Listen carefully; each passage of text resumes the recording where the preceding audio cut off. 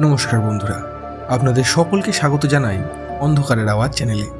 আমাদের আজকের নিবেদন তারানাথ তান্ত্রিকের গল্প রসুলপুরের সেই ছেলেটা। আপনাদের সকলের কাছে অনুরোধ, গল্পটি সম্পূর্ণ শুনুন এবং কেমন লাগলো অবশ্যই আমাদের কমেন্টের মাধ্যমে জানান। তাহলে চলুন শুরু করা যাক তারানাথ তান্ত্রিকের গল্প রসুলপুরের সেই ছেলেটা।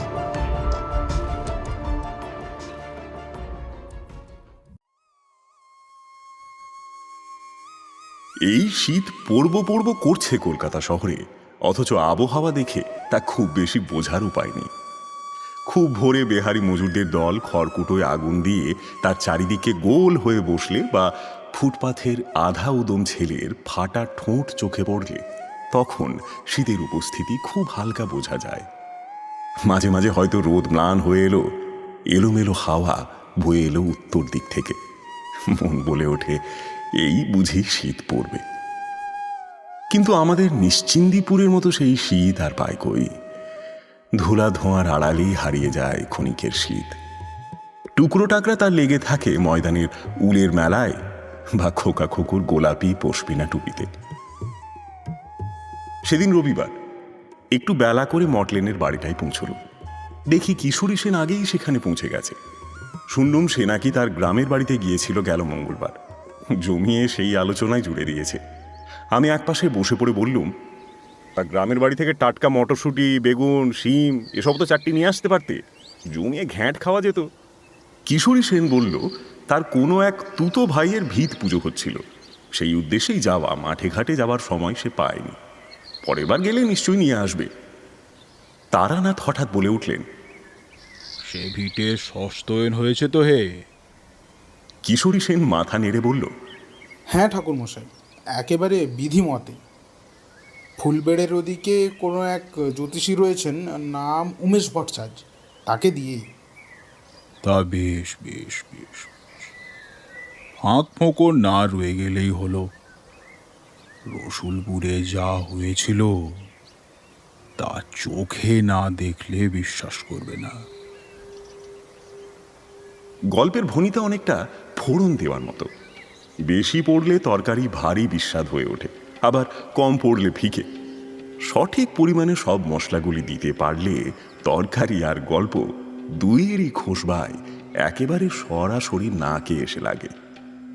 এই হাত যশটি তারানাথ ভারী সুন্দরভাবে রপ্ত করেছিলেন, অথচ আমরা প্রশংসা করলেই বলে উঠতেন, আমি আর কি গল্প বলি, সে পারতেন আমার বাবা। রামজয়পুরের ষোড়শী চাটুর্যের বাড়ির আসরে।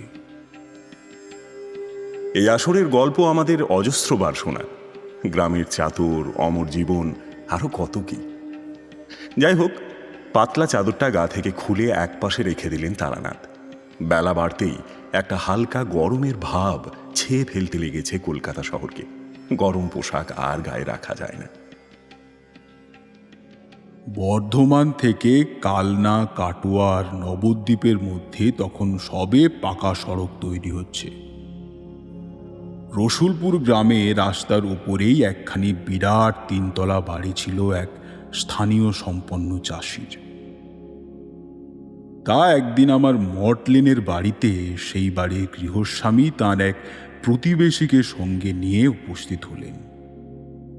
গৃহস্বামীর নাম ত্রৈলোক্য মণ্ডল, আর যে লোকটি সঙ্গে এসেছিল সে হলো গোপেশ্বর।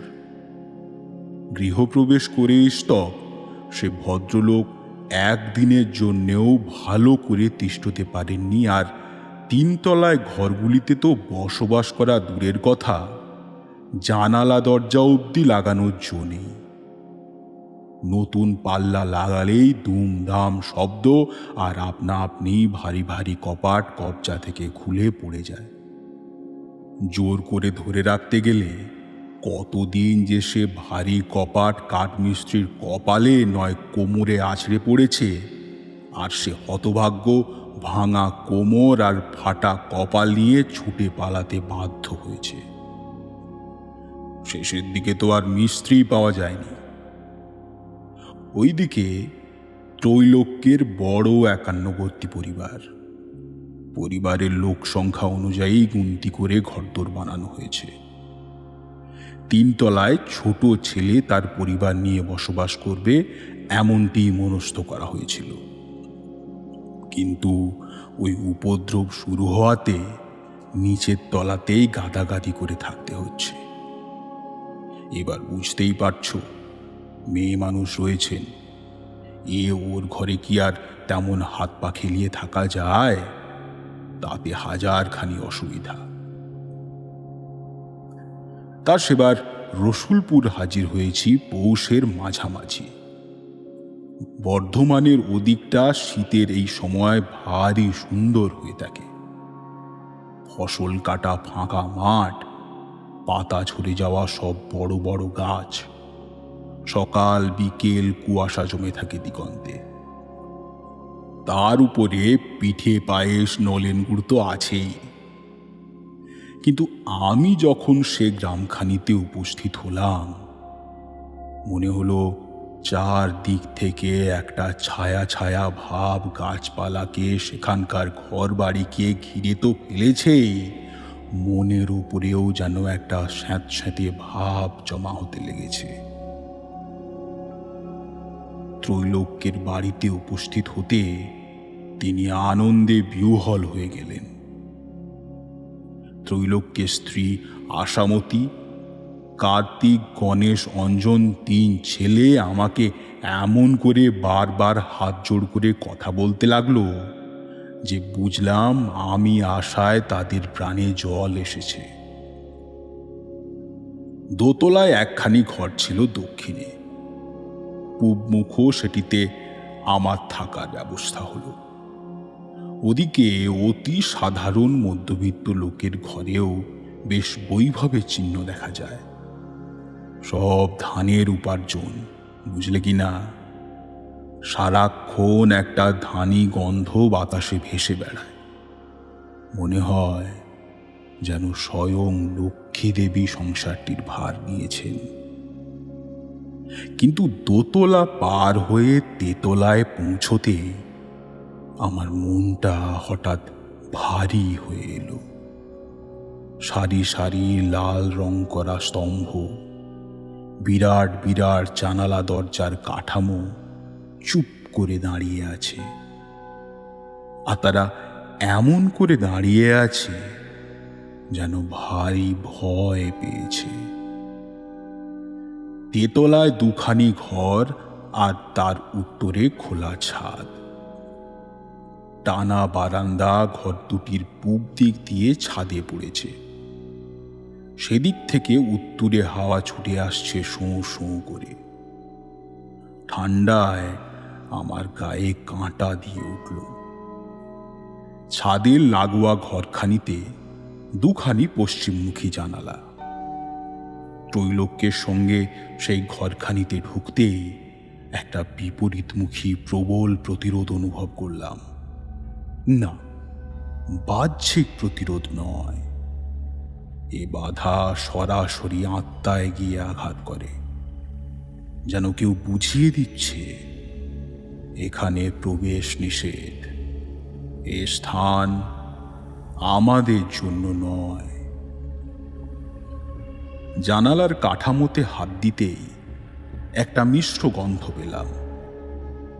ঘাম, কফ আর রক্ত মেশা তীব্র উগ্র একটা গন্ধ। তাড়াতাড়ি হাত সরিয়ে নিলাম। সঙ্গে সঙ্গে গন্ধটাও আর পেলাম না। আমার ঠিক পিছনে ত্রৈলোক্য আর তার বড় ছেলে কার্তিক মলিন মুখে দাঁড়িয়েছিল। আমার মুখের ভাব দেখে তারা হয়তো কিছু একটা আন্দাজ করতে পেরেছিল। একটা ঢোক গিলে ত্রৈলোক্য বলে উঠল, খারাপ কিছু বুঝছেন নাকি ঠাকুর মশাই? আমি অবাক হয়ে বললাম, খারাপ কিছু মানে? এই যে দরজা জানালা ভেঙে পড়ছে, কাউকে তিষ্ঠতে দিচ্ছে না, এ খারাপ ছাড়া কি? আচ্ছা, আপনারা এ বাড়িখানি কি বানিয়েছিলেন না বানানো অবস্থায় কিনেছিলেন?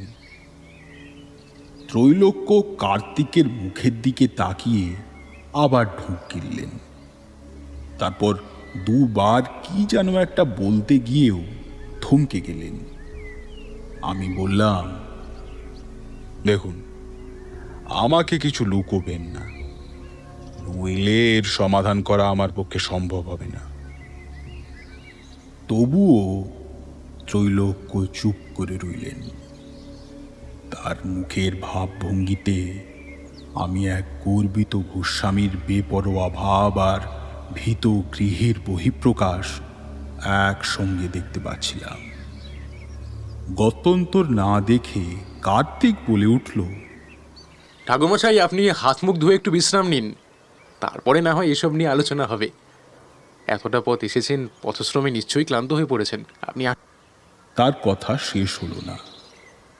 দুয়ারের কাছ থেকে একটা তীব্র অথচ চাপা নারীকণ্ঠ ভেসে এলো। আমরা চমকে সেদিকে তাকিয়ে দেখলাম ত্রৈলোক্যের স্ত্রী আশামতী কখন যেন দুয়ারের পাশটিতে এসে দাঁড়িয়েছে। এক হাত লম্বা ঘোমটার আড়াল থেকে এসে বলে উঠল, শাক দিয়ে আর মাছ ঢেকে রাখা যায়? বাবলা গাছ বুনে তার নিচে আম কুড়োতে গেলে হবে কেন? ঠাকুরমশাই সবই জানতে পাবেন, আজ আর কাল। আমি তো আর আপনাদের মতো জ্ঞানী নই, মুখো মেয়ে মানুষ। তবে আমার মা বলতেন, জিরেন দিলে বুদ্ধি খোলে। ততক্ষণে সব কথা আপনার শোনাও হয়ে যাবে। আমি আর কথা বাড়ালাম না। পায়ে পায়ে দোতলায় নামার সিঁড়ির দিকে এগিয়ে গেলাম। বিকেলের রং ধরে আসছে, একটু পরেই সন্ধ্যা নামবে। সিঁড়ির দিকে এগিয়ে যেতে যেতে মনে হলো কে বা কারা যেন ঘরের দেওয়াল ফুঁড়ে আমার দিকে বিষ দৃষ্টিতে তাকিয়ে আছে, আর দেওয়ালের গায়ে ভিজে ভিজে ছোপ ছোপ দাগ ফুটে উঠছে চর্মরোগের মতো। ঝট করে সেদিকে তাকাতেই দেখলাম দেওয়ালের একটা অংশ কিছুটা ফুলে উঠেছে, আর সেই ফোলা অংশের উপরে অনেকগুলো জোনাকির গাঢ় লাল আলো ছড়িয়ে বসে আছে। হঠাৎ দেখলে মনে হয় দেওয়ালের গায়ে একটা মুখ রক্তচক্ষু মেলে তাকিয়ে আছে। ত্রৈলোক্য সেসব কিছু দেখতে পাননি। আমাকে থমকে দাঁড়িয়ে যেতে দেখে তিনি জিজ্ঞাসা করলেন, কি হয়েছে ঠাকুরমশাই? খুব আস্তে আস্তে অবয়বটি মিলিয়ে গেল। আমি বললাম, ভালো নয়, এ ভালো নয়।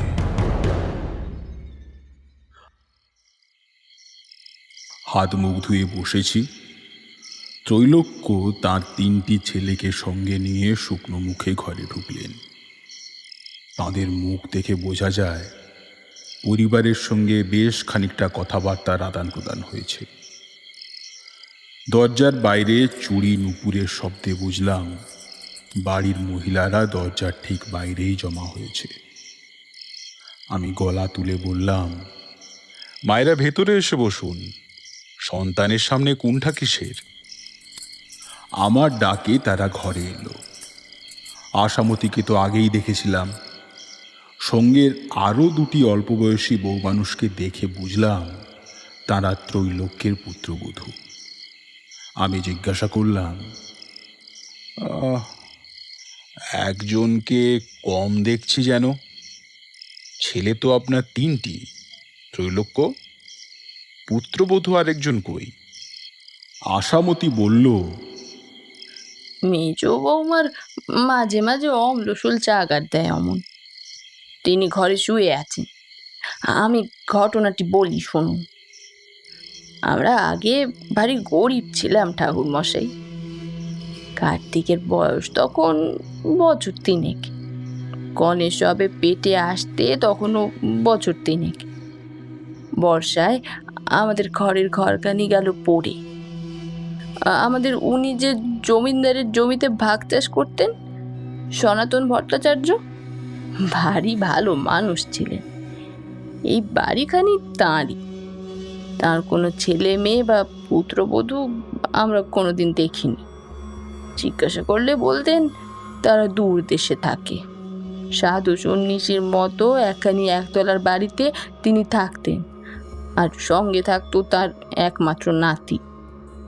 রসুলপুর গ্রামের বা তার পার্শ্ববর্তী জমি জমার মালিক তিনি কবে হলেন, কি করে হলেন, আমরা তা কেউই আজ পর্যন্ত জানতে পারিনি। এতটুকু বলে আশামতী আমার মুখের দিকে তাকালো। কোনো প্রতিক্রিয়া আশা করছিল হয়তো, কিন্তু আমার ভাবলে সে মুখ দেখে সে আবার বলতে শুরু করলো। তা একদিন জমিদার মশাই আমাদের উনিকে ডেকে পাঠালেন। আমাদের দুর্দশায় তিনি এতটাই বিচলিত হয়েছিলেন যে এই বাড়িখানির একতলার একটি ঘর আমাদের দিলেন বসবাস করার জন্য। করার হলো বর্ষা চলে গেলে আমরা আবার উঠে যাব, ততদিনে নিজের ঘরখানি ওকে সারিয়ে নিতে হবে। আমাদের উনি সঙ্গে সঙ্গে রাজি হয়ে গেলেন। আমরা নিচে ওই দক্ষিণের কোণের ঘরটিতে বসবাস শুরু করে দিলাম। জমিদার বাবু ভালো মানুষ ছিলেন, আগেই বলেছি। তিনি আমাদের সুখ দুঃখের কথা শুনতে আসতেন মাঝে মাঝে। গ্রামের সব বাড়িতে ঘুরে ঘুরে জানতে চাইতেন কার কখন কি প্রয়োজন। আমরাও তাকে দেবতার মতো শ্রদ্ধা করতাম। মাঝে মাঝে তার নাতনিটিও আসতো এ বাড়িতে। আমার কার্তিকের বয়সী ছিল সে।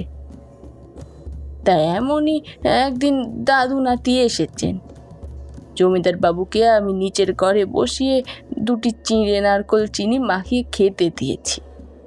তিনি আর কার্তিকের বাপ কথা বলছেন। হঠাৎ তেতলার ঘর থেকে একটা চিৎকার ভেসে এলো, শিশুকণ্ঠের চিৎকার। আমার খেয়াল হলো উঠোনে কার্তিক আর জমিদার বাবুর নাতি খেলা করছিল। তারা আর নেই। বুকের ভিতরটা কামড়ে উঠল আমার। পড়িমড়ি করে ছুটলাম সিঁড়ি বেয়ে উপর দিকে। উপরে গিয়েই দেখি সে এক অদ্ভুত অবস্থা। দরজার ঠিক পাশটিতে কার্তিক দাঁড়িয়ে আছে জুবুথুবু হয়ে। জমিদার বাবুর নাতি পড়ে আছে মেঝের ঠিক এক পাশে, আর তার মাথা থেকে গড়িয়ে নামছে দরদর করে গড়িয়ে গরম রক্তের ধারা। তা আমার পিছন পিছন জমিদার বাবু আর কার্তিকের বাপও এসে হাজির হয়েছিল। জমিদার বাবু সে দৃশ্য দেখে হঠাৎ করে এক আর্ত চিৎকার করে উঠলেন। বোঝেনি তো ঠাকুর মশাই, নাতি বলে কথা। তাই আবার জমিদারের নাতি, 7 রাজার ধন, এক মানিক।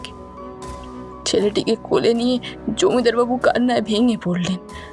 আর এই ঘটনায় আমরা এতটাই বিহ্বল হয়ে পড়েছিলাম যে একটিবারও মনে এলো না ছেলেটির মাথায় জল দিবা রক্ত থামানোর কোনো ব্যবস্থা করি। আর গ্রামের ওষুধপত্রির অবস্থা তো জানেনি। কলকাতা শহর তো নয় যে মোড়ে মোড়ে ডাক্তার বা ওষুধের দোকান থাকবে।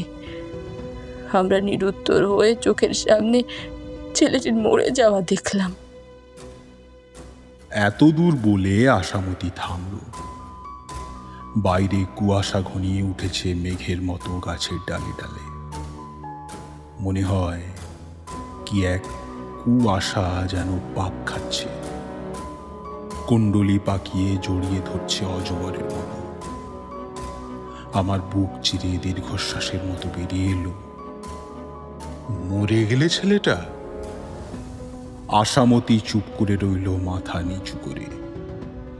ঘরের মধ্যে একখানি পাখির পালক পড়লেও যেন শব্দ হয়।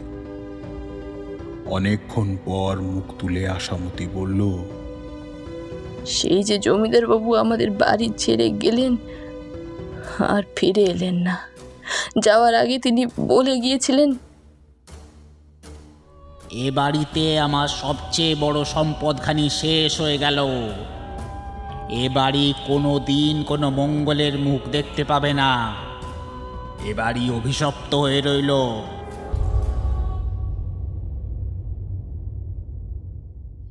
অনেকক্ষণ চিন্তা করে আমি বললাম, তাহলে যে শিশুটি মারা গিয়েছিল তার প্রেতাত্মাই এই তেতালার ঘরখানিতে রয়ে গেছে। তাই তো? আশামতির দিকে একবার আর চোখে তাকিয়ে ত্রৈলোক্য বললেন, হ্যাঁ ঠাকুর মশাই, সেই প্রতিটি মুখের দিকে তাকিয়ে দেখলাম আমি। ভয়, দ্বিধা, উত্তেজনা নামক আবেগগুলি যেন রক্ত মাংসের রূপ নিয়ে বসে আছে আমার সামনে। আর একমাত্র আমিই আছি যে তাদের অবসান ঘটিয়ে শান্তি স্থাপন করতে পারি। অনেকক্ষণ চিন্তা ভাবনা করে বললাম, ঠিক আছে, কাল রাতে ওই ঘরে আমি যজ্ঞ করব। একটা ফর্দ বানিয়ে দিচ্ছি, জিনিসগুলো আনিয়ে দিতে হবে। ত্রৈলোক্যের উদ্দেশ্যে কথাগুলি বলেছিলাম আমি, কিন্তু তিনি জবাব দেওয়ার আগেই গণেশ অর্থাৎ ত্রৈলোক্যের মেজ ছেলেটি বলে উঠল, তাহলে তার কি হবে ঠাকুরমশাই? প্রশ্নটা বুঝতে না পেরে আমি গণেশের দিকে অবাক চোখে তাকিয়ে রইলাম।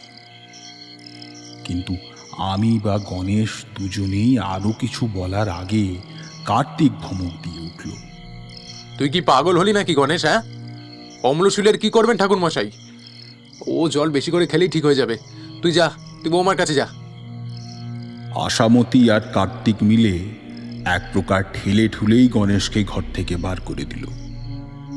নিশ্চুপ ত্রৈলোক্য বসে রইলেন আমার সামনে। এক এক করে বাকিরাও ঘর ছেড়ে বেরিয়ে গেল। এক সময় ত্রৈলোক্যও চলে গেলেন ঘর ছেড়ে।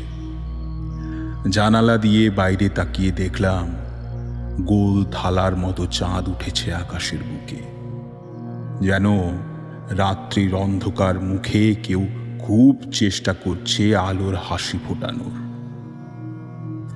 বসে আছি চুপচাপ। বাইরে শিশির পড়ে, অচেনা নিশাচর ছুটে যায় ঝরে পড়া পাতায় পাতায় খসখস শব্দ তুলে। আর সেই শব্দখানি পার হয়ে গেলেই রাত্রি আরো বেশি বেশি করে নিস্তব্ধ হয়ে যায়। বসে থাকতে থাকতে আমার কখন যেন ঝিমুনি লেগে গেছিল। হঠাৎ একটা অদ্ভুত শব্দে আমার ঘোর কেটে গেল। কান পাতলাম। মনে হলো খুব ধীরে ধীরে কেউ যেন সিঁড়ি বেয়ে উঠে যাচ্ছে আর খুব কষ্ট করে চেষ্টা করছে কাশির দমক আটকে রাখার।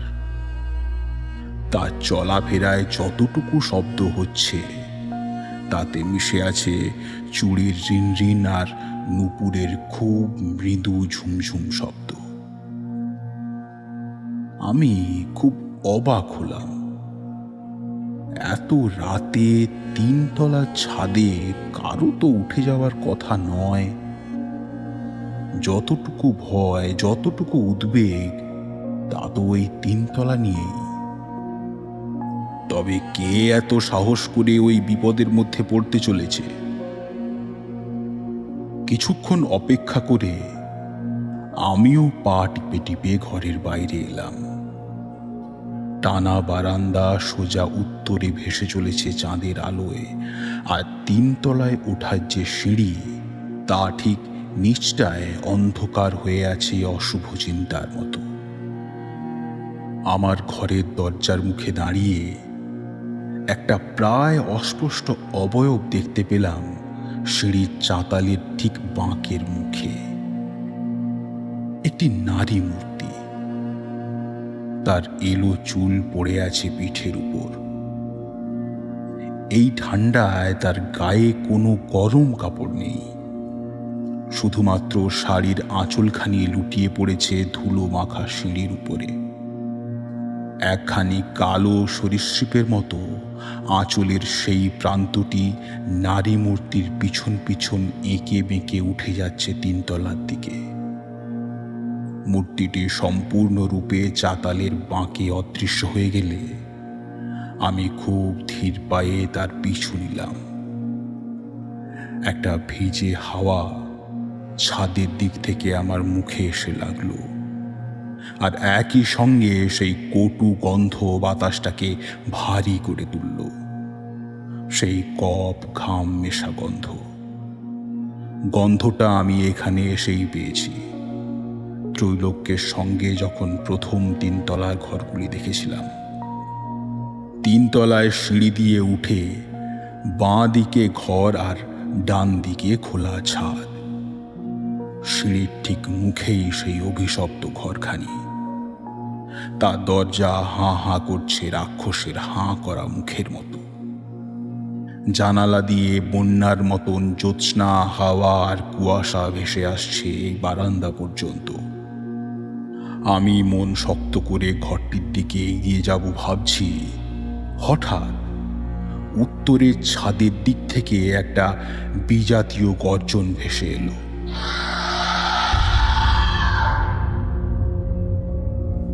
এ গর্জন ঠিক যেন বিরাট এক জন্তুর যন্ত্রণার এবং একই সঙ্গে ক্রোধের বহিঃপ্রকাশ। ছাদের দিকে তাকাতেই আমার পা দুটি হঠাৎ করে অসাড় হয়ে গেল। নিচ থেকে আমি যখন উপরে উঠে আসি, আমার সামনে একখানি নারী মূর্তি 3 তলায় উঠে এসেছিল, আর সেই অনুযায়ী মন তৈরি করে আমি উঠে এসেছিলাম। কিন্তু এখন আমি যাকে ছাদে দেখছি, সে না নারী, না পুরুষ, না আমার দেখা এ পার্থিব জগতের কোনো পরিচিত জীব বা উদ্ভিদ বা অন্য কোনো বস্তু। ছাদের থই থই করতে থাকা জ্যোৎস্নার মধ্যে একটা অবয়ব আকাশের দিকে উঁচিয়ে উঠেছে, যার নিচটুকু একটা বিরাট বৃক্ষের গুঁড়ির মতো, আর উপরে 7টি পাতার মতো ফলক একত্রিত হয়ে মাথার আকার নিচ্ছে। সেই মাথা, প্রতিটি ফলকে 2টি করে 14টি বিষাক্ত জলজলে চোখ মেলে তাকিয়ে আছে আমার দিকে। তার হাত আর কাঁধের মতো দেহাংশের সংযোগস্থলে দুদিক থেকে অজস্র শুঁড়ের মতন অঙ্গ প্রত্যঙ্গ ছড়িয়ে পড়ছে, আর ক্রমশ তারা বড় হতে হতে ছাদের 2টি দিক প্রায় ছুঁয়ে ফেলেছে। আমি নিঃশ্বাস বন্ধ করেছিলাম। আমার চোখের সামনে কুয়াশা ক্রমশ মেঘের মতো কালো হয়ে এলো। আকাশের চাঁদ রক্তবর্ণ ধারণ করল। প্রচণ্ড ভয়ে আমার বুক থেকে একটা চাপা আর্তনাদ বেরিয়ে এলো, আর সেই শব্দেই যেন আকৃষ্ট হয়ে সুরের মতো অঙ্গ প্রত্যঙ্গগুলো ছুটে আসতে লাগলো আমার দিকে। আমি 2 চোখ বন্ধ করে মেঝের উপর বসে পড়লাম আর প্রাণপণে কাল ভৈরব মন্ত্র উচ্চারণ করলাম। আমার দিকে ছুটে আসা গর্জন থেমে গেল হঠাৎ। শুধু একটা উন্মত্ত কনকনে ঠান্ডা বাতাস আমার মাথা, ঘাড়, বুক ছুঁয়ে দক্ষিণের সেই ঘরখানিতে প্রবেশ করল। শুনতে পেলাম ঘরের মধ্যে পাগলের মতো কে যেন ছুটে বেড়ালো কিছুক্ষণ, আর তারপরে কোনো এক জানালা দিয়ে বেরিয়ে পশ্চিম দিগন্তে হারিয়ে গেল। সেই যেমন বীরভূমের শ্মশানে হয়েছিল, ঠিক তেমনটি আজও আমার মনে হলো। এ সকল ঘটনা আমার বোধের বাইরে। আমি ছুটে সিঁড়ির দিকে ভীতুর মতো পালিয়ে এলাম। জ্যোৎস্না মাখা সিঁড়ি বারান্দা পার হয়ে নিজের ঘরখানিতে ঢুকে দরজা বন্ধ করে দিলাম, আর বিছানার উপর বসে থরথর করে কাঁপতে লাগলাম। সারা রাত জেগে রইলাম বিছানার উপর। বারবার আমার মনে হতে লাগলো ওই ভয়ঙ্কর যেন এখনই দরজা ভেঙে আমার ঘরের মধ্যে ঢুকে পড়বে। বিছানার উপর বসে বসেই রাত্রির সবকটি প্রহর পার হয়ে গেল রাত্রির অমানিশা। পূবে এক সময় আলো ফুটে উঠল, আর খোলা বারান্দা পার হয়ে সে আলো খুব ধীরে ধীরে মন্থর পায়ে প্রবেশ করল ঘরের দরজা দিয়ে। এত ধীর ম্রিয়মান সে আলোর চলন, যেন এ বাড়িতে আলোর প্রবেশ নিষেধ।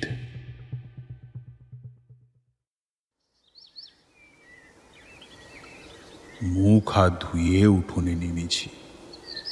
ইচ্ছে আছে পাড়া ঘুরে বাড়িটার সম্বন্ধে কিছু জানার। উঠোনের মাঝ বরাবর পৌঁছেছি, এমন সময় দেখলাম গতকাল দেখা সেই অল্প বয়সী বউ মানুষ দুটি নিজেদের মধ্যে কি যেন বলা বলি করছে উঠোনের একপাশে দাঁড়িয়ে।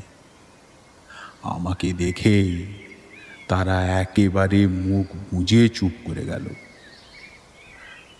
তাদের চোখে মুখে স্পষ্ট ভয় আর উদ্বেগ লক্ষ্য করলাম। আমি একটু অবাকই হলাম। কাল রাতেও দুটি বউ দেখলাম, আর আজ সকালেও দুটি বউ। সেই যে মেজ বউখানি, তার আর কোনো খোঁজ নেই। আমি পায়ে পায়ে মেয়েদের কাছে এগিয়ে গেলাম। খুব নিচু গলায় জিজ্ঞাসা করলাম, হ্যাঁ গো মায়েরা, তোমাদের সেই মেজ বউটি কোথায়? কাল থেকে তো তাকে একবারও দেখতে পেলাম না। তার কি শরীর আরো খারাপ হয়েছে? কার্তিকের বউ, তাকে আমি কাল রাতেই চিহ্নিত করে রেখেছিলাম। তার নাকের ওপর একখানি বাদামি রঙের তিল আছে। সে ঘুমটা টেনে বলল,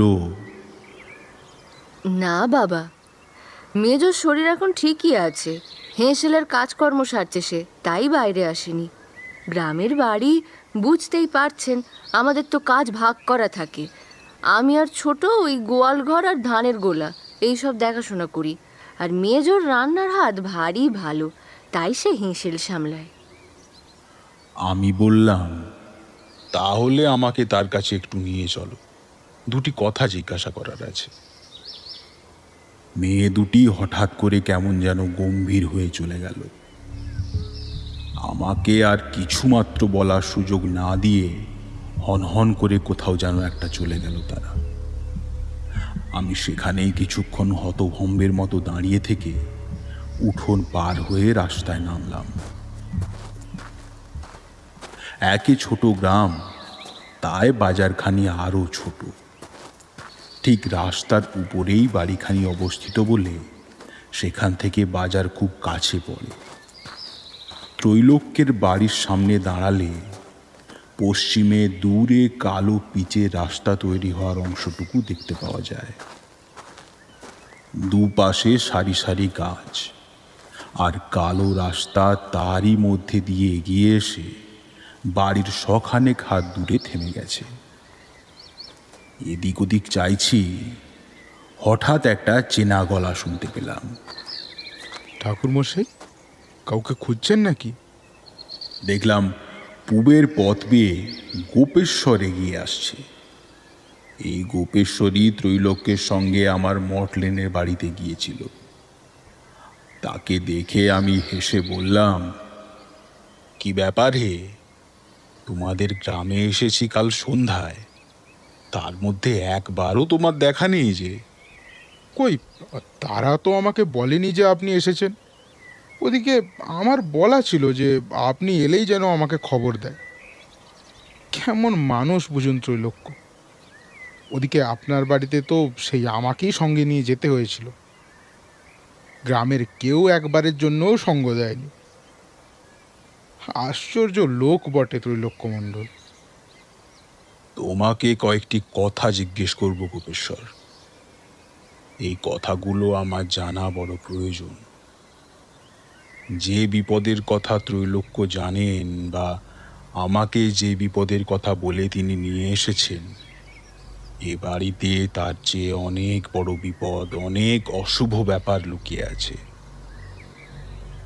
ওই জানালা দরজা ভাঙা বা অলৌকিক যা কিছু তাদের চোখে বা আমার চোখে পড়েছে, তারও কয়েক শতগুণ বেশি। এবং তা যতখানি ভয়ঙ্কর, তার বিন্দুমাত্র আন্দাজ করতে পারলে ত্রৈলোক্য বা তার বাড়ির অন্যান্য সদস্যরা এক মুহূর্ত ওই বাড়িতে থাকতেন না। গোপেশ্বর ভারী আশ্চর্য হয়ে বলল, সে তো সনাতন ভট্টাচার্যের নাতির আত্মা বলে শুনেছি। আমাকে তো তারা তেমনই বলেছে।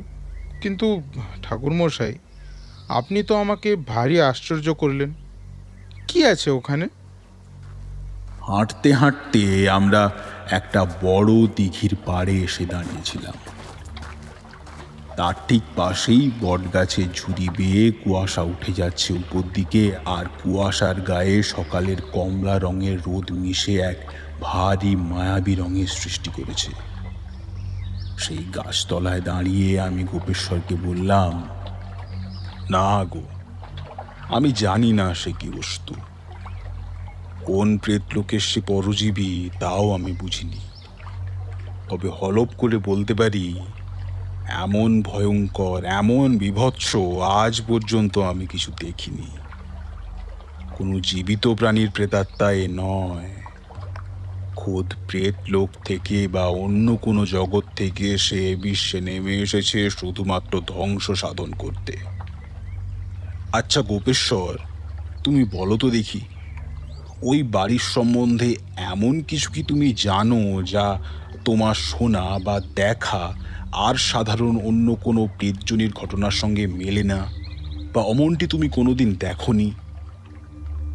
গোপেশ্বর বেশ খানিকক্ষণ কিছু মনে করার চেষ্টা করল, কিন্তু তেমন কিছু মনে না পড়ায় সে মাথা নেড়ে বলল, না ঠাকুরমশাই, জন্মে ইস্তক তো রসুলপুরে রয়েছি, কোনোদিন তেমন কিছু দেখিনি বা বুঝিনি। বাংলার গ্রামে যেমন প্রেতপ্রেতিনীর আর 5টা গল্প শোনা যায়, তেমনি সব শোনা বা জানা। যেমনটি আপনি বললেন তেমন অচেনা অজানা তো কিছু দেখিনি বা কেউ দেখেছে বলেও শুনিনি। আচ্ছা, আপনি বলুন না যে কি এমন দেখেছেন যা আপনার দেখা 8-10টা অলৌকিক ঘটনার সঙ্গে মেলে না। আমি কাল রাতে 3 তলার ছাদে দেখা সব ঘটনা গোপেশ্বরকে খুলে বললাম, এবং এও বললাম যে জীবনে আমি যতবার প্রচণ্ড ভয় পেয়েছি, এ ঘটনা তার মধ্যে সবচেয়ে বেশি অপ্রত্যাশিত আর ভয়াবহ। গোপেশ্বর কিছুক্ষণ চুপ করে রইল। আমি দেখলাম তার কপালে গালে বেশ চিন্তার ভাঁজ পড়েছে। তবে যতখানি বিস্মিত সে হবে ভেবেছিলাম, ততখানি যেন হয়নি। আমি তাকে জিজ্ঞাসা করলাম, তা হ্যাঁ গোপেশ্বর, বুঝলে কিছু?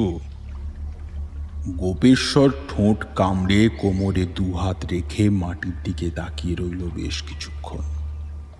তারপর বলল, ঠাকুরমশাই, বুঝতে আমি কিছুই পারিনি, কিন্তু কেন যেন মনে হচ্ছে যা আপনি দেখেছেন তা আমার খুব বেশি অপরিচিত নয়। এমনকি আমি হলফ করে বলতে পারি, ত্রৈলোক্য বা রসুলপুর গ্রামের অনেকেই এই ঘটনা শুনে ভয় পেলেও একেবারে আকাশ থেকে পড়বে না। গোপেশ্বরের কথা শুনে আমার বিস্ময়ের আর অবধি রইল না। বললাম, আশ্চর্য হবে না, আকাশ থেকে পড়বে না এমন করে বলছো যেন রসুলপুরে এমন ঘটনা প্রায়ই হয়ে থাকে। আমার কথায় গোপেশ্বর বলল, ঠাকুরমশাই, আপনাকে মুখে আর আমি কিচ্ছু বলবো না, তবে এমন কিছু একটা দেখাবো যাতে আপনি বুঝবেন রসুলপুরে এই অবয়ব একেবারেই অপরিচিত নয় কেন। দিঘির পাড় থেকে একখানা পথ সোজা চলে গেছে আমবাগানের ভিতর দিয়ে দক্ষিণ দিকে। এদিকে ঘরবাড়ি একেবারেই কম। গাছের পত্রহীন ডালপালায় মাকড়সার জাল জমে আছে, আর তার গায়ে শিশির পড়ে সূর্যের আলোকে 7টি রঙে ভাগ করেছে। একটা অজানা পাখি ডাকছে, প্রজাপতি উড়ছে এদিক ওদিক। সর্ষে ক্ষেতের দিক থেকে একটা মিঠে গন্ধ ভরা বাতাস আমাদের ছুঁয়ে কোথায় যেন চলে গেল।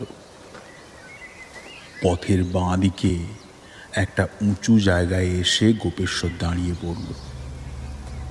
অদ্ভুত এই ঢিপি। ঢিপির একপাশে এমন একখানি বড় গর্ত, যা দেখলে মনে হয় গর্তখানি কোনো কারিগর যেন নিপুণ হাতে কেটে কেটে সৃষ্টি করেছে, এবং সেই গর্ত দিয়ে নিচু হয়ে একজন পূর্ণবয়স্ক মানুষ ঢুকে যেতে পারে ঢিপির পেটের ভেতরে। গর্তের মুখে দাঁড়িয়ে গোপেশ্বর আমার দিকে ফিরে বলল, আসুন ঠাকুরমশাই, আমাদের রসুলপুরের এক আশ্চর্য জিনিস দেখাই। ঢিবির মুখটা নিচু হয়ে পার হতেই আমার চোখের সামনে এক অদ্ভুত আলো আঁধারি যেন নিঃশব্দে কথা বলে উঠল। জায়গাটা অনেকটা পাহাড়ি গুহার মতো, ভিতরে দ্বীপ জ্বলছে কোথাও, আর তারই মৃদু আলোতে বোঝা যায় ভেতরে পোড়া মাটির টালি দিয়ে দেওয়াল দেয়া হয়েছে। ছাদের দিকেও সেই টালি সার সার করে সাজিয়ে রাখা হয়েছে, তবে আকারে স্বাভাবিক টালির চেয়ে অনেকটাই ছোট। খুব ভালো করে লক্ষ্য করলে তাদের গায়ে অজস্র কারুকার্য লক্ষ্য করা যায়। কিছুক্ষণ আমি যেন কথা বলতে ভুলেই গেলাম। আমার দেখা যত মন্দির, যত দেবালয় ছিল, তার সব একে একে আমার মনের মধ্যে ভেসে উঠতে লাগলো। আমি মিলিয়ে নিতে লাগলাম তাদের সঙ্গে এই অদ্ভুত গর্ভগৃহের দৃশ্য। কিন্তু আমার মন, আমার চিন্তা যেন চিৎকার করে বলে উঠল, না তারানাথ, তুমি এমন কোনো দিন দেখনি। আলোর উৎস খুঁজতে গিয়ে আমি দেখলাম একটা বেদির উপরে অনেকগুলি মাটির প্রদীপ জ্বলছে। ডাই করে রাখা আছে অজস্র লাল ফুল। ছোট ছোট পাথরের উপরে তেল সিঁদুর দিয়ে লেপ দেওয়া হয়েছে, আর দেবীর যে অংশখানি পিছনের দেওয়ালের সঙ্গে লেগে আছে তার উপরে কালো পাথর কেটে একটা মূর্তি তৈরি করা হয়েছে, যার আকৃতি প্রকৃতি অনেকটা মিলে যায় আমার কাল রাতে দেখা অলৌকিক মূর্তিটির সঙ্গে। সেই একইভাবে মূর্তির মাথার পরিবর্তে কয়েকটি ডালপালা একত্রিত হয়ে আছে, আর সেখানে বড় বড় 7খানি পাতা বেড়ে উঠেছে। প্রতিটি পাতার মাঝে পাথর কেটে বানানো হয়েছে বড় বড় চোখ। আমি নির্বোধ পাথরের মতো মূর্তিটির দিকে তাকিয়ে রইলাম। আমার চেনা কোনো দেবদেবী, উপদেবী বা অপদেবতার মূর্তির সঙ্গে এই মূর্তির বিন্দুমাত্র সাদৃশ্য নেই। শুধু মনে হয় মনের ভিতরে একটা অদ্ভুত অনুভূতি দূর থেকে ভেসে আসা মাদলের শব্দের মতো দ্রিম দ্রিম করে বেজে চলেছে। আমি গোপেশ্বরকে জিজ্ঞাসা করলাম, গোপেশ্বর, এ কিসের মূর্তি?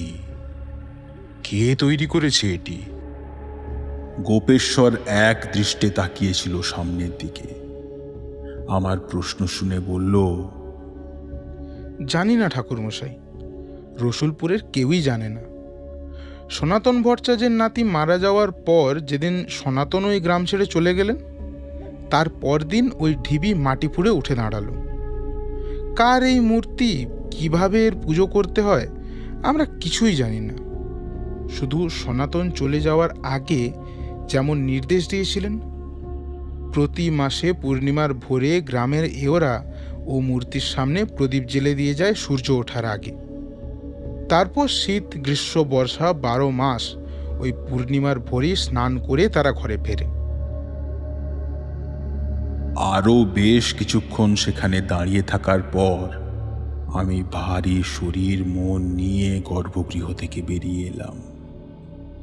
প্রতি মুহূর্তে আমার মনে হতে লাগলো ওই মূর্তি থেকে এক অমোঘ নির্দেশ সরাসরি পৌঁছে যাচ্ছে আমার মস্তিষ্কে, ছড়িয়ে যাচ্ছে শিরা উপশিরায়, রক্তের প্রতিটি কণায়। আমি যেন ঘুমের মধ্যে পথ চলছি। নিজের কোনো বোধ বুদ্ধি নেই, তন্ত্রমন্ত্রের শক্তি কিচ্ছু নেই, কিচ্ছু না। বাইরের আলোতে এসে আমার চোখ ধাঁধিয়ে গেল। এতক্ষণ অন্ধকারে চোখ শুয়ে গেছিল। আলোর আঘাতে আমার অন্ধকারের অভ্যাস আর ঘোর লাগা ভাবটা একসঙ্গে ভেঙে পড়ল। গোপেশ্বর আমার দিকে তাকিয়ে বলল, ঠাকুরমশাই, আমি আছি। ত্রৈলোক্য না ডাকলেও আমি তার শুভাকাঙ্ক্ষী। যদি কোনো প্রয়োজন বোধ করেন এ অধমকে ডাকবেন, ঠিক জায়গা মতো সময় মতো পৌঁছে যাব। ত্রৈলোক্যের বাড়ির দরজায় যখন পৌঁছলাম, শীতের বেলা বেশ খানিকটা পশ্চিমে গড়িয়ে গেছে। সূর্য এখনো মাঝ গগনে না থাকলেও তার রোদ বেশ অনুভব করা যায় শরীর দিয়ে। দরজা দিয়ে ঢুকে আমি সরাসরি ত্রৈলোক্যের ঘরে উপস্থিত হলাম। একটা ফরাসের উপর বসে সে হিসাবপত্র সারছিল। একপাশে বসে কার্তিক আর গণেশ দুটি খেরোর খাতায় দৈনন্দিন রাহা খরচের হিসেব লিখে রাখছিল। আমি কোনো রকম ভূমিকা না করে ত্রৈলোক্যকে বললাম, ত্রৈলোক্য, আমাকে এখনই তোমার মেজ বৌমার সঙ্গে কথা বলাও। ঘরের মধ্যে বাজ পড়ল যেন। কার্তিক আর গণেশ চমকে আমার মুখের দিকে তাকালো। ত্রৈলোক্যের মুখের দিকে তাকিয়ে আমার মনে হলো তার মুখে সব রক্ত যেন কেউ শুষে নিয়েছে। আমার মুখের দিকে অবাক বিস্ময়ে কিছুক্ষণ তাকিয়ে থেকে ত্রৈলোক্য বলল, আমার মেজ বৌমা আজ 1 মাস হলো নিখোঁজ।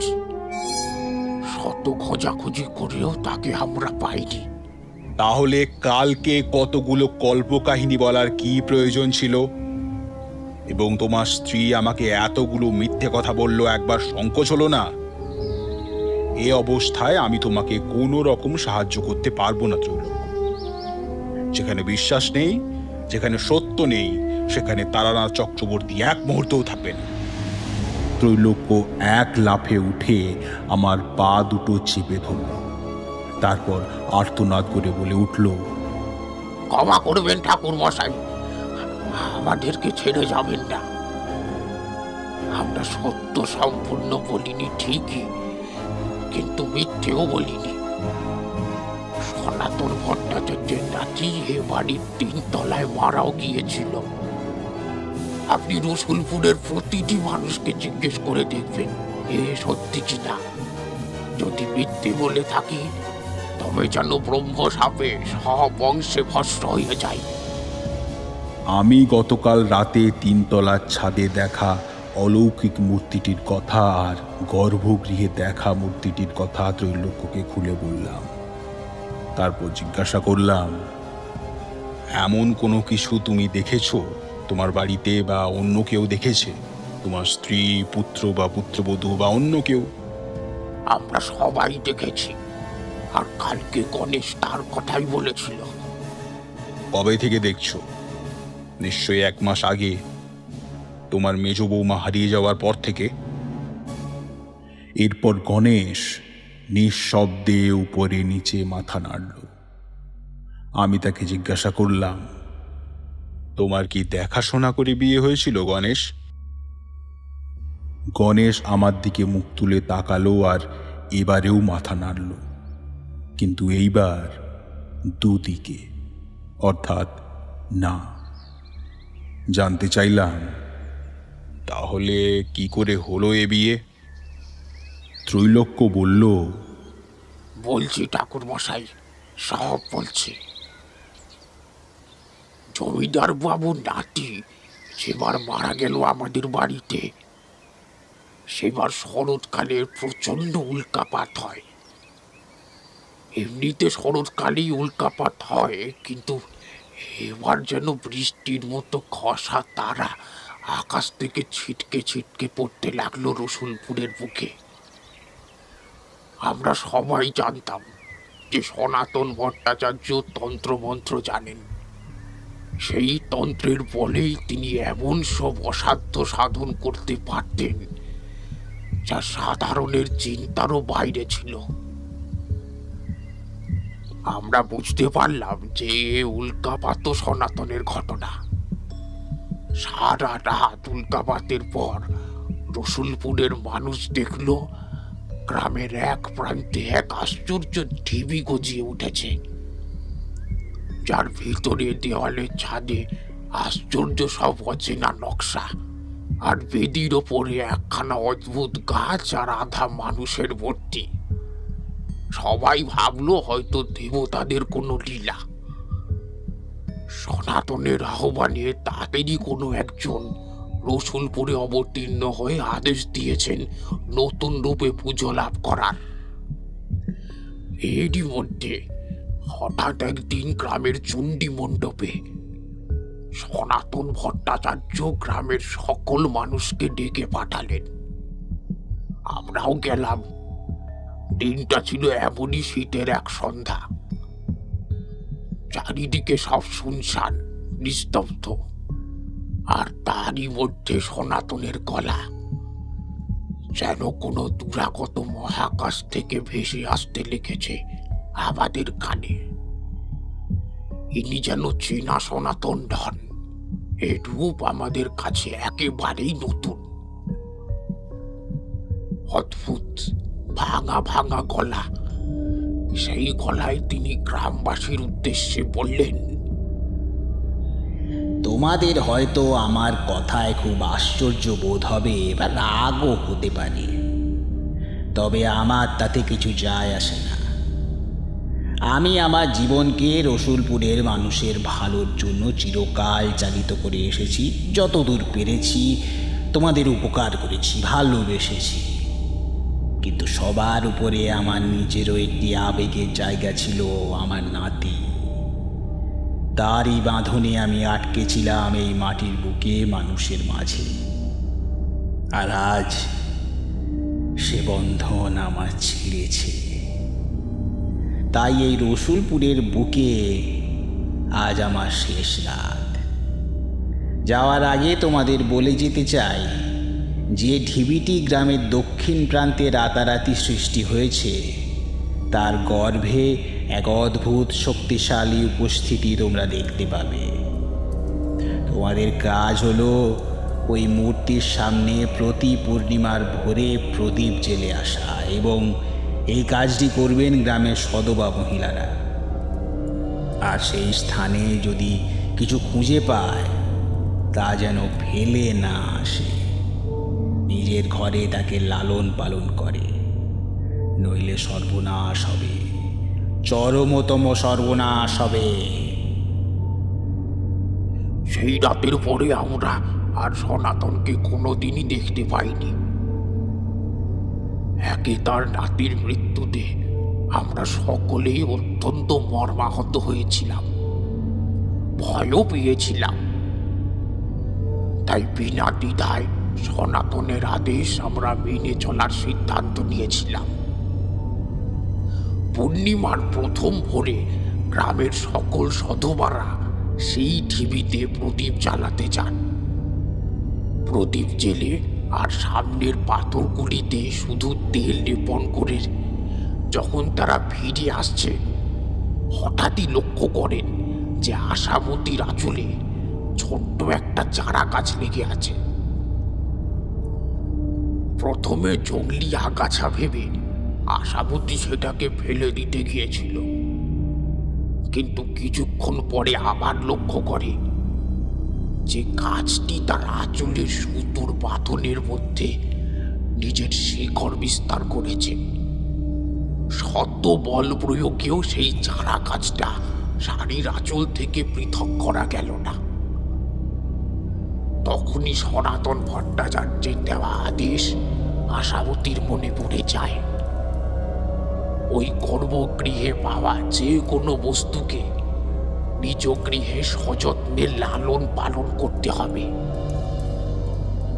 আশাবতী চারা গাছটাকে বাড়িতে নিয়ে আসে, এবং আশ্চর্যের ব্যাপার, বাড়ির হাতার মধ্যে প্রবেশ করতেই চারা গাছটি আশাবতীর আঁচল থেকে খুব সহজেই পৃথক হয়ে যায়। আমরা সেই গাছটাকে বাগানের এক কোণে রোপণ করি এবং নিয়মিত তার পরিচর্যা করা শুরু করি। কিন্তু আপনাকে কি বলবো ঠাকুর মশাই, 3 বছরে গাছটি একটুও বড় হয়নি। সেই সতেজ ঝকঝকে গাছ, কিন্তু এক ফোঁটাও বৃদ্ধি নেই। 3 বছরের মাথায় আমার ঘরে গণেশ এলো। তার আগমনে আমার ঘরের আলো জ্বলে উঠল। শাঁখ বাজালেন গ্রামের গৃহবধূরা। পরম আনন্দের মুহূর্ত ঠাকুর মশাই। সব কোলাহল থেমে গেল সেই দিনটাতে। আমি সদর দরজা বন্ধ করতে উঠোন পার হয়ে রাস্তার দিকে যাচ্ছি। হঠাৎ একটা কচি গলার কান্না শুনে উঠোনের মাঝখানে থমকে দাঁড়ালাম। কান্নার সব উচ্চ লক্ষ্য করে তাকিয়ে দেখলাম, যেখানে সেই গাছটা রোপণ করেছিলাম সেখানে একটা ছোট্ট মেয়ে শুয়ে আছে, আর তার গলা থেকেই কান্নার শব্দটা ভেসে আসছে। দেখলেই বোঝা যায় যে মেয়েটি আমার গণেশের মতোই সদ্যজাত। আশ্চর্য হয়ে গিয়ে এগিয়ে গেলাম সেদিকে।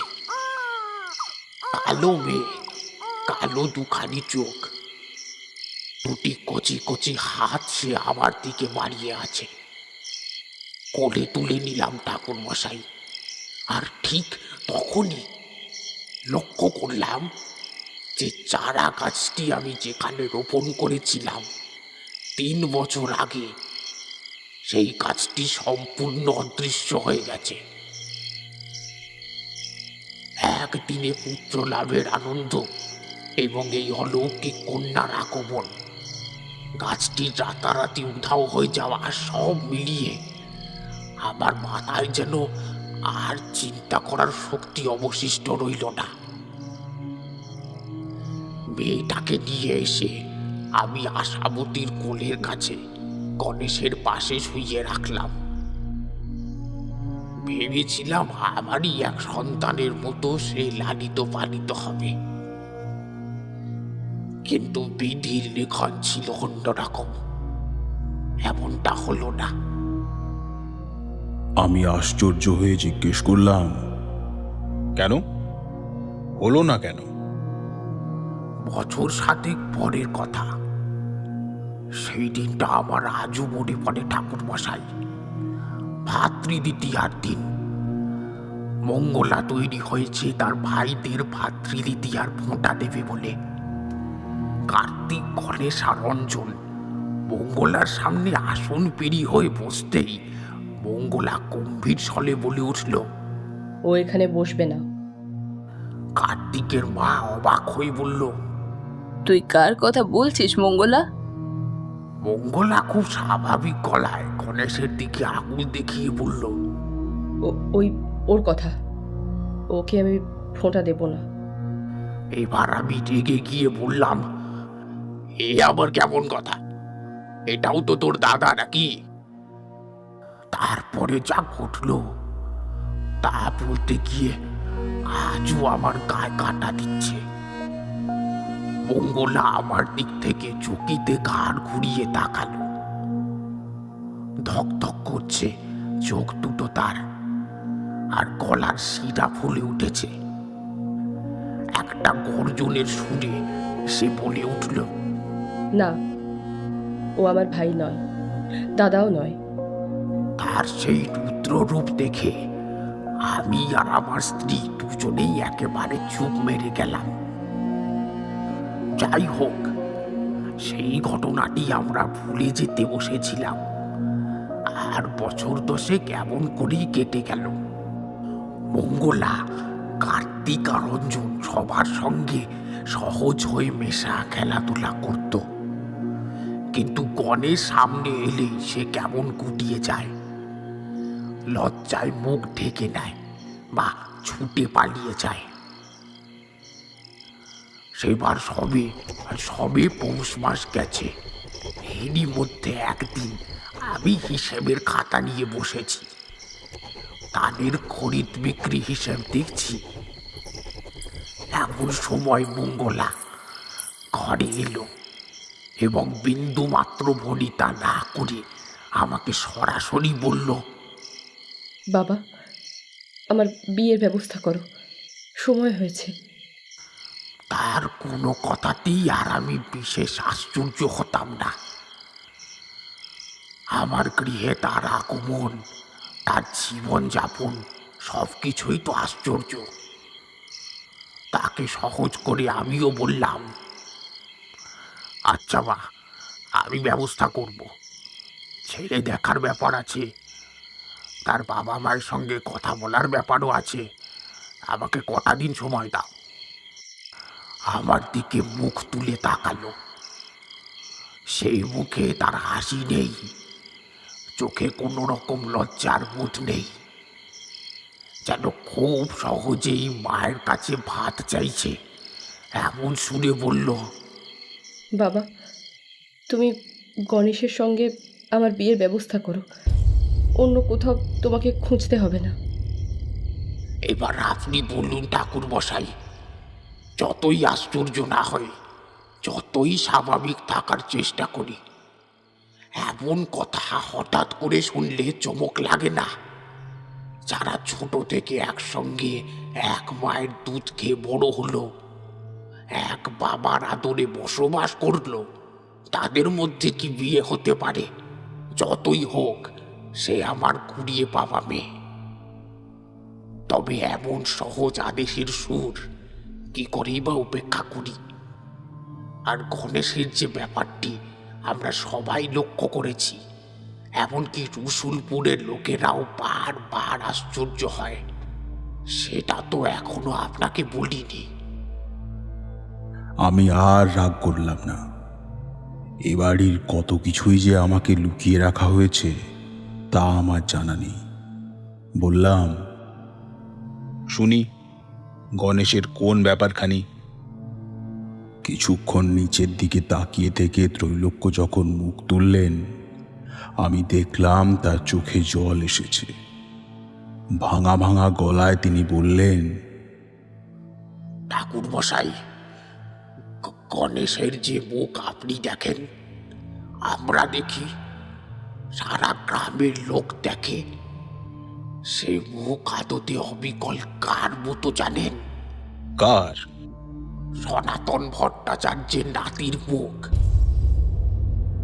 অবিকল সেই মুখ। আমরা আজও বুঝি সনাতন ভট্টাচার্যের নাতি আশাবতীর কোলে ফিরে এসেছে। কোনো এক আশ্চর্য মন্ত্র বলে যেন সনাতন এই অসাধ্য সাধন করেছে। তাই গণেশের সঙ্গে মঙ্গলার বিয়েতে আমার প্রবল আপত্তি থাকলেও সমস্ত কিছুই পূর্ব নির্ধারিত। সেই মাঘেই মঙ্গলার সঙ্গে গণেশের বিয়ে হয়ে গেল। নামমাত্র অতিথি বিবাহ অনুষ্ঠানে এসেছিল। যতই দৈব নির্দেশিত হোক বা অলৌকিক হোক, গ্রামের লোকেরা এ বিবাহ মেনে নিতে পারেনি। তারপর একটা দীর্ঘশ্বাস ছেড়ে আবার বলতে শুরু করলেন ত্রৈলোক্য, এই তো গত মাসের কথা। সেদিন আমার পূর্ণিমা। আপনি যে গর্ভগৃহে গিয়েছেন, তার পথে একখানা বিরাট ছাতিম গাছ ছিল। আপনি দেখেননি, কারণ সেটি আর এখন নেই। গত পূর্ণিমার রাতেই ওই গাছটা কাটা পড়ে। দেখছেনই তো, নতুন পিচ রাস্তা তৈরি করার জন্য সরকার বাহাদুর কত গাছ কেটে ফেলেছেন। তেমনি সেই গাছটিও কাটা পড়েছিল। তা সে কাটা পড়া ছাতিম গাছখানি ঢিবির গর্তের মুখে পড়েছিল। ভোরবেলায় যখন গ্রামের বউয়েরা প্রদীপ জ্বালাতে সেখানে যায়, দেখে ঢিবির মুখখানি সেই গাছের ডালপালায় সম্পূর্ণ বন্ধ হয়ে আছে। হতাশ হয়ে তারা বাড়িতে ফিরে আসেন। যেহেতু প্রদীপ জ্বালা হয়নি, তাই অন্য সকল দিনের মতো তারা আর স্নান করে আসেনি। সারাদিন যেমন তেমন ভাবে কাটল। রাতে আমি এই হিসাবের ঘরে বসে আছি, হঠাৎ একটা ভয়ঙ্কর তীক্ষ্ণ চিৎকার। আকাশ বাতাস ভরে উঠল সেই চিৎকারে। সেই চিৎকার এত তীব্র আর এতটাই বিরাট আমার স্থির বিশ্বাস জন্মালো যে সমস্ত রসুলপুরের মানুষের কানেই গেছে। আমি ছুটে রাস্তায় নামলাম। যা ভেবেছিলাম একেবারে ঠিক তাই। অজস্র মানুষ হাতে লণ্ঠন আর মশাল নিয়ে গ্রামের পূর্ব দক্ষিণ দিকে চলেছে। তাদের পায়ে পা মিলিয়ে চলতে চলতে বোধগম্য হলো গগন বিদারী বেদনার চিৎকার খানি ভেসে আসছে অদ্ভুত টিভিটার ভেতর থেকেই। টিভিটি দৃষ্টিসীমার মধ্যে আসতেই আমার গায়ের রক্ত হিম শীতল জলের স্রোতে পরিণত হলো যেন।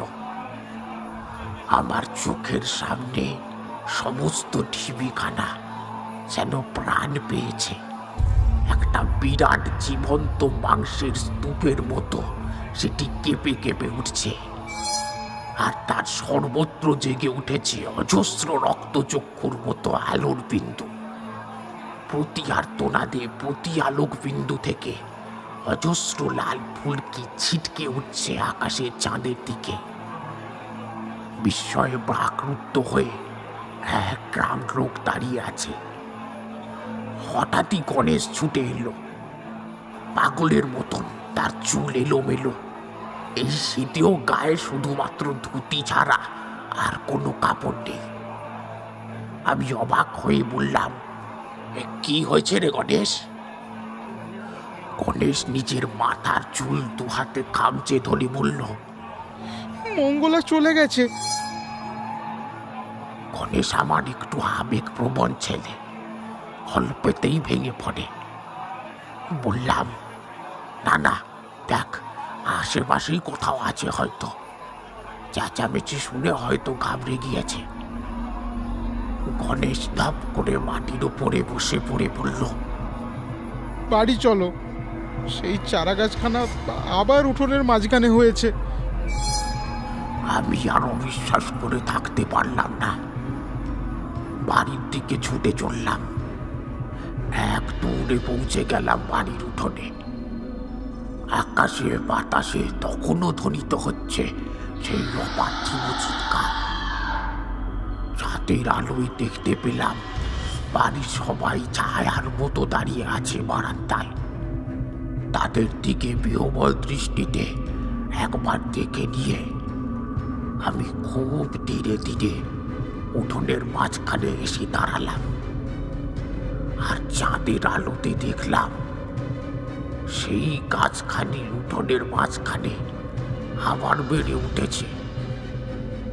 সেই 7টি পাতা, আর প্রতিটি পাতার মাঝখানে আঁকা হলদে রঙের চোখ। এ ঘটনাটি যদি আপনারা আমাকে আগে বলতেন, আমি তেমন ব্যবস্থাপনা নিতাম। এখন আবার নতুন করে শুরু করতে হবে। তবে আমি নিশ্চিত জমিদারের ছেলের আত্মা এ বাড়িতে থাকে না, বা থাকলেও উপদ্রব করে না, করে মঙ্গলারূপী ভিন্ন কোনো জগতের ওই ভয়ঙ্কর কাজ। আমাকে আজ রাতেই কিছু একটা করতে হবে। এই পাপ বৃক্ষ পূর্ণিমার ফসল, পূর্ণিমাতেই এর সমাধান করতে হবে। কার্তিককে আমি জিজ্ঞাসা করলাম, বলো তো বাবা, সেদিন কি হয়েছিল? সেদিন জমিদার বাবুর নাতির মাথা ফাটলো কি করে? কার্তিক ভয়ে ভয়ে ত্রৈলোক্য আর আশামতির মুখের দিকে তাকালো। একটা দীর্ঘশ্বাস ফেলে আশামতি বলল, বল বাবা, সব বল। এতদিন ধরে যা লুকিয়ে রেখেছি সব বল ঠাকুর মশাইকে। গলা খাঁকারি দিয়ে কার্তিক বলতে শুরু করলো,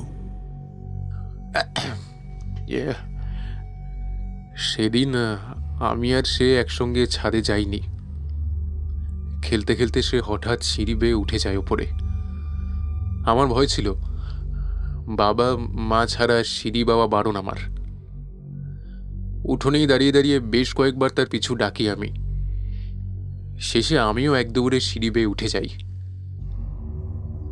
দোতলার বারান্দা পার হয়ে 3 তলার সিঁড়িতে পা দিতেই একটা খিলখিল হাসির শব্দ শুনতে পাই আমি। সে যেন কোনো খেলার সঙ্গীর সঙ্গে খেলছে সেখানে। আমার ভারী আনন্দ হলো। একজন সাথী তো ছিলই, আরও একজন সাথী পাওয়া গেল। এক দৌড়ে 3 তলার ছাদের লাগোয়া ঘরের দরজায় পৌঁছে যাই আমি। খোলা দরজার কাছে পৌঁছতেই একটা অদ্ভুত গন্ধ নাকে এসে লাগলো আমার। কফ আর ঘামের মিশ্র গন্ধ যেরকম হয়, অনেকটা সেরকম। দরজা দিয়ে ঘরে প্রবেশ করতেই আমার সারা শরীর প্রচণ্ড ভয় পাথর হয়ে গেল। আমার চোখের সামনে সে একটা অদ্ভুত প্রাণীর সঙ্গে খেলছে। গাছের গুড়ির মতো মোটা তার দেহ, মাথার কাছে 7খানি পাতা একজোট হয়ে আছে, আর দেহের দুপাশে অজস্র সুর তার। সে দৃশ্য দেখে আমি ভয়ে চিৎকার করে উঠলাম। সেই চিৎকার শুনে জমিদার বাবুর নাতি আমার দিকে ফিরে বলে উঠল, ভয় নেই রে কার্তিক, এ আমার সঙ্গেই দাদুর কাছে এসেছে আকাশ থেকে। আয়, আমরা একসঙ্গে খেলবো। ও তো গাছেরা তো বন্ধু হয় বল। আমি প্রবলভাবে হাত নেড়ে বারণ করলাম, না, আমি কিছুতেই ওই অদ্ভুত জিনিসটার সঙ্গে খেলবো না। আমি যত বারণ করি তত ওই সুরগুলোকে হাতে করে আমার দিকে এগিয়ে আসে। তবুও আমি কিছু করিনি। কিন্তু যখন একখানি সুর আমার হাত জড়িয়ে ধরল, এক পাশে পড়ে থাকা একটা ইটের টুকরো তুলে ছেলেটির মাথায় বসিয়ে দিলাম সজোরে। একটা কান ফাটা আর্তনাদ করে সে মেঝের ওপর পড়ে গেল। সেই আধা গাছ আধা মানুষ জিনিসটা চাপা গর্জন করে আমার দিকে তেড়ে এলো প্রথমে, যেন তখনই আমাকে পিষে মেরে ফেলবে। কিন্তু কেন তখন বুঝিনি। সে থমকে গেল। তারপর দরজা জানলা সবকটি পাল্লা সুরের আঘাতে ভেঙে চুরমার করে জানলা দিয়ে বাইরে লাফিয়ে পড়ল। তারপর কোথায় যে গাছপালার মধ্যে মিশে গেল জানি না। আজ বোঝো কেন সে তোমার বা এ বাড়ির কারো ক্ষতি করেনি কোনোদিন, শুধুমাত্র জানালা দরজার পাল্লা ভেঙেই ক্ষান্ত হয়েছে। হ্যাঁ, তার বন্ধুর বন্ধু ছিলাম বলেই সে আমার বা এ বাড়ির কারোর কোনো ক্ষতি করেনি। কার্তিকের গলা ভারী হয়ে এলো এবার। মাথায় আঘাত পেয়ে মেঝের ওপর পড়ে গিয়ে সে বলেছিল, ঠাকুরমশাই,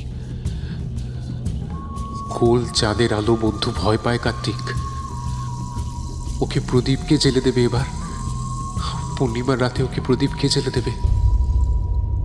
আমি দীর্ঘশ্বাস ফেলে ত্রৈলোক্যের উদ্দেশ্যে বললাম, অশুভ নয় গো, ভারী পবিত্র দুটি আত্মা এ বাড়িতে আটকে আছে ত্রৈলোক্য। তাদের মুক্তি দেওয়ার সময় এসেছে। তা তুমি আমাকে এত কিছু লুকিয়েছিলে কেন বলো তো? ত্রৈলোক্য সজল নয়নে করজোড় করে বলল, আমি সত্যি ভেবেছিলাম যে আপনি হয়তো এই সমস্ত কথা বিশ্বাস করবেন না, তাই কার্তিকের মায়ের মুখ দিয়ে শুধুমাত্র বেদজনির উল্লেখটাই করেছিলাম। ভেবেছিলাম আপনি সস্তয়ন করলেই সবটা ঠিক হয়ে যাবে। মূর্খের নির্বুদ্ধিতা ক্ষমা করুন ঠাকুরমশাই, আমাদের রক্ষা করুন, আমাদের রক্ষা করুন। ধীরে ধীরে সন্ধ্যা নামল রসুলপুরে। কুয়াশার আড়াল নিয়ে চাঁদ উঠে এলো আকাশে। আমারও জন্ম গ্রাম বাংলায়। ছোট থেকে আষাঢ়ের মেঘ, গ্রীষ্মের রোদ, শীতের কুয়াশা দেখে দেখেই বড় হয়েছি। কিন্তু আজ সন্ধ্যা থেকে রসুলপুরের বুকে যে কুয়াশা নেমে এসেছে, তেমনটি জন্মে অবধি কোনো দিন আমি দেখিনি। এ যেন কুয়াশা নয়, ঘন কালো মেঘ গুঁড়ো গুঁড়ো হয়ে ঝরে পড়ছে অজস্র সাদা কালো সুতোয় ভর করে। আর চাঁদের বুকে একটা চাঁদোয়ার মতো সে সাদা কালো রং বিছিয়ে দিয়েছে কোনো অদৃশ্য দানব। সেই চন্দ্রাতপ ভেদ করে জ্যোৎস্নার আলো পৃথিবীতে আসার কোনো উপায় নেই। তেতলার ঘরখানিতে যজ্ঞস্থান প্রস্তুত করে বসেছি আমি। আমার ঠিক সামনে পূবমুখী খোলা দরজা, আর পিছনে দুটি জানলা সার সার দাঁড়িয়ে আছে হাঁ মুখের মতো। দেহবন্ধন আর আসন শুদ্ধি সম্পন্ন হলে আমি যজ্ঞস্থানে ভৈরবী চক্র আঁকলাম। আমি জানি এ কাজ এত সহজে সম্পন্ন হবে না। এখনো আমি নির্দিষ্ট করে জানি না যে কোন অপশক্তির বিরুদ্ধে আমার লড়াই। জানি না কোন অশুভ শক্তিকে মুখোমুখি দাঁড়িয়ে আমাকে প্রতিরোধ করে তুলতে হবে। তবুও যে মহাশক্তি এই মহাবিশ্বের সকল শক্তিকে নিয়ন্ত্রণ করে, আমি তার আরাধনায় রত হলাম। পূর্ণ মৃৎ ঘটে তৈল সিন্ধুর লেপন করে সেটি আতপ চালে পরিপূর্ণ করলাম। তারপর ঘটের ভেতরে একটি আমের পল্লব স্থাপন করতে উদ্যত হয়েছি, ঠিক তখনই শব্দটা আমার কানে এলো। গত রাতে শোনা সেই ঘষ্টে ঘষ্টে সিঁড়ি বেয়ে চলার মতো চুড়ি, নূপুর ইত্যাদি একটা মিশ্র শব্দ। আমি বুঝতে পারলাম সময় শুরু হয়ে গেছে। দরজার দিকে চোখ রেখে আমের পল্লবটি আমি ঘটে রেখে চোখ বুজে ভৈরবী মন্ত্র উচ্চারণ করলাম। ঠিক তখনই একটা ভয়ঙ্কর রক্ত জল করা গর্জন আমার কানে এসে লাগলো। নিজেকে প্রস্তুত করার আগেই একটা বিরাট সুঁড়ের মতো অঙ্গ দরজা দিয়ে প্রচণ্ড বেগে ছুটে এসে উল্টে দিল মঙ্গল ঘট আর যজ্ঞে যাবতীয় জিনিসপত্র। তার প্রচণ্ড আঘাতে আমি ছিটকে পড়লাম ঘরের একটা কোণে। কপালে মারাত্মক চোট পেলাম মাটির ঘরটি ছিটকে পড়ায়। সেটির একখানি ধারালো খণ্ড আমার কপালে একটা বেশ বড় দাগ রেখে আছড়ে পড়ল ঘরের এক কোণে। সত্যি কথা বলতে এমন অপশক্তির মুখোমুখি আমি আজ পর্যন্ত কোনোদিন হইনি। আমার সব আশা, সকল প্রতিরোধ শক্তি বাষ্পের মতো উধাও হয়ে গেল। বিহ্বল হয়ে আমি দাঁড়িয়ে রইলাম ঘরের মাঝখানে, আর সেই অবয়বখানি মেঝের উপর ঘষতে ঘষতে দরজার সামনে এসে দাঁড়ালো। আজ তার মূর্তি আরো ভয়ঙ্কর হয়েছে। সুরগুলিতে জ্বলে উঠেছে অজস্র কদর্য লাল চোখ, আর মাথার কাছে যে 7টি পাতা একত্রিত হয়েছিল তারা ছড়িয়ে গিয়েছে। প্রতিটি পাতায় অবস্থিত চোখগুলো থেকে অজস্র লাল স্ফুলিঙ্গ ঠিকরে পড়ছে আমার সামনে, আমার শরীরে। পুড়ে যাচ্ছে দেহের পোশাক, চামড়া। ধীরে ধীরে মেঝের উপর দেহ ঘষ্টাতে ঘষ্টাতে প্রাণীটা আমার দিকে এগিয়ে আসতে লাগলো প্রত্যয়ী অঙ্গ সঞ্চালনে। আমি সব আশা পরিত্যাগ করে মেঝের উপর বসে পড়লাম। আমার মনের ভেতরে কে যেন বলে উঠল, সব শেষ, আর কোনো পথ খোলা নেই। হঠাৎ একটা ক্লেদাক্ত সুর আমার গলায় জড়িয়ে গেল। ধীরে ধীরে বাড়তে লাগলো তার চাপ। আমার দম বন্ধ হয়ে আসতে লাগলো। আমি প্রাণপণে দুহাত দিয়ে সেই সুরখানি গলা থেকে খুলে ফেলার চেষ্টা করতে লাগলাম, কিন্তু তাতে ফল হলো বিপরীত। আরো বেশি করে শক্ত হয়ে উঠল তার বাঁধন। এক সময় আমার দু চোখ বুজে এলো। শেষ নিঃশ্বাসটুকু বুক থেকে বেরিয়ে আসার উপক্রম করছে, এমন সময় একটা নরম গলার চিৎকার ভেসে এলো। মঙ্গলা, মঙ্গলা গো, থামো এবার, আর নয়। আমি অনুভব করলাম আমার গলার উপরে চেপে বসা প্রবল বজ্র কঠিন বাঁধন আস্তে আস্তে শিথিল হয়ে আসতে লাগলো। এক সময় সেই সুরখানি আমার গলা থেকে খুলে গেল। বড় বড় কয়েকটা নিঃশ্বাস নিতে গিয়ে আমি প্রবল বেগে কেশে ফেললাম। অনেক পরে কাশির দমক কমলে চোখ খুলে দেখলাম একটি শিশু ঘরের দরজায় এসে দাঁড়িয়েছে। তার মুখখানিতে অবিকল গণেশের মুখের আদল আঁকা। আমি বুঝলাম এ সেই সনাতন ভট্টাচার্যের নাতির আত্মা। কোনো এক আশ্চর্য উপায়ে যেন গণেশের দেহ থেকে সে বেরিয়ে এসেছে। আমি গলার ব্যথায় পাথর হয়েছিলাম, তবুও আবার মঙ্গল ঘর স্থাপন করলাম, যজ্ঞের আগুন জ্বালালাম, তারপর স্পষ্ট উচ্চারণে ভৈরবী মন্ত্র শুরু করলাম। ওম হ্রিম ভৈরবী কালম হ্রিম স্বাহা। ওম ত্রিপুরাহি বিদমহে মা ভৈরবৈ ধীমহি তন্নো দেবী প্রচোদয়াৎ। একটা অমানসিক গর্জন বেরিয়ে এলো প্রাণীটার মুখ দিয়ে। মনে হলো 100টা সিংহ যেন প্রচণ্ড যন্ত্রণায় আর্তনাদ করছে। সুরগুলো বারবার আছড়ে পড়তে লাগলো ঘরের দেওয়ালে, মেঝেতে। আমি আশ্চর্য হলাম এই দেখে যে এবার কিন্তু আমার শরীরে বা যজ্ঞস্থানে একবারও সে সুরগুলি কোনো নষ্ট সাধন করল না। ভৈরবী মন্ত্র শেষ করে আমি কাল ভৈরবের ধ্যান শুরু করলাম। যজ্ঞের ছাইয়ের টিকা আমার কপালে পড়ে ভক্তি ভরে উচ্চারণ করলাম, ওম মহাকালং যজেদব্বং দক্ষিণে ধূমবর্ণকম বিভ্রাতং দণ্ডখট্টাঙ্গৌ দংষ্ট্রভিমুখম শিশুম ব্যাঘ্রচর্মাবৃতকোটিং তুন্দিলং রক্তবসনম ত্রিনেত্রমূর্ধং কেশঞ্চ মুণ্ডমালা বিভূষিতম জটাভার লস্যচন্দ্রং খণ্ডমুগ্রম জলাভীম্নম। মন্ত্রোচ্চারণ করতে করতেই আমি লক্ষ্য করলাম শিশুটি করুণ মুখে এগিয়ে আসছে আমার দিকে, আর সেই অপার্থিব প্রাণীটির মধ্যেও শুরু হয়েছে এক অলৌকিক পরিবর্তন। ক্রমশ সেই অর্ধবৃক্ষ অর্ধপাশবিক অবয়বটি এক নারী মূর্তিতে রূপান্তরিত হল। আমার মন্ত্রোচ্চারণের মধ্যেই সেই শিশুটি মঙ্গলার হাত ধরে ধীরে ধীরে এগিয়ে গেল জ্যোৎস্নালোকিত ছাদের দিকে। তারপর জ্যোৎস্না সমুদ্রে ভেসে কোথায় যেন হারিয়ে গেল। ঠিক তখনই গ্রামের দক্ষিণ দিক থেকে একটা গুড়গুড় গম্ভীর শব্দ ভেসে এলো। শব্দটা শুনে মনে হয় বিরাট কোনো এক অবয়ব মাটির বন্ধন ছেড়ে উঠে যাচ্ছে আকাশের দিকে। আমি যজ্ঞভূমিতে প্রণাম করে ছুটে বেরিয়ে এলাম ঘর থেকে।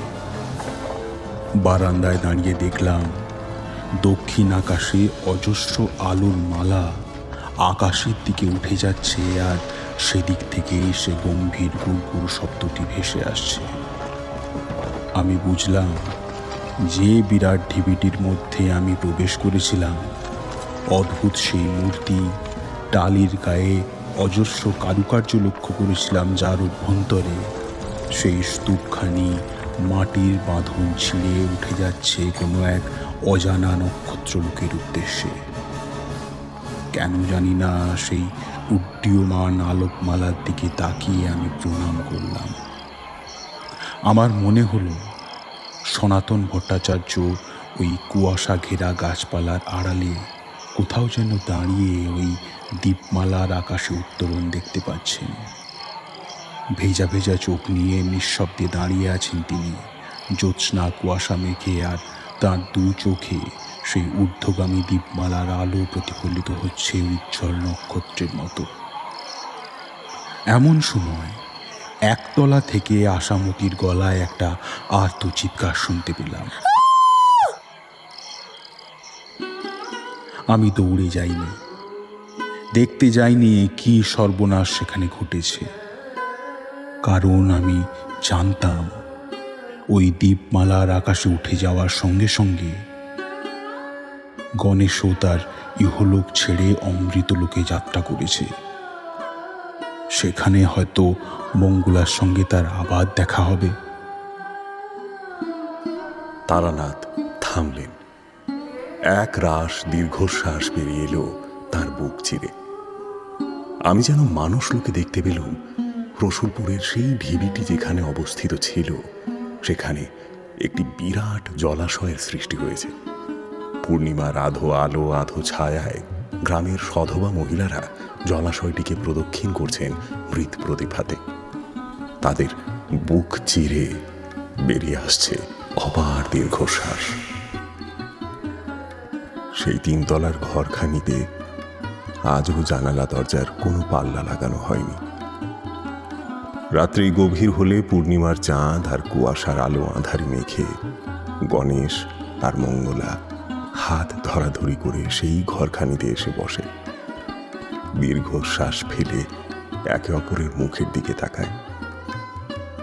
দূরে ছায়া অন্ধকারে এক ঋজুদেহী বৃদ্ধ এই ঘরখানির দিকে তাকিয়ে দীর্ঘশ্বাস ফেলেন আর বলে ওঠেন, তোরা আসিস, আবার এখানেই ফিরে ফিরে আসিস বারে বারে।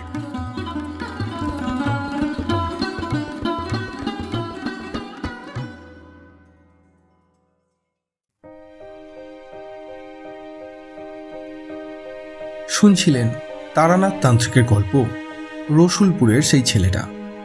গল্পটি আপনাদের কেমন লাগলো অবশ্যই আমাদের কমেন্টের মাধ্যমে জানান। যদি ভালো লেগে থাকে তাহলে একটি লাইক করবেন এবং এই রকম আরও গল্প শুনতে সাবস্ক্রাইব করতে পারেন অন্ধকারের আওয়াজ। দেখা হবে পরবর্তী একটি ভিডিওতে। ততক্ষণের জন্য সবাই ভালো থাকুন, সুস্থ থাকুন। সকলকে অসংখ্য ধন্যবাদ।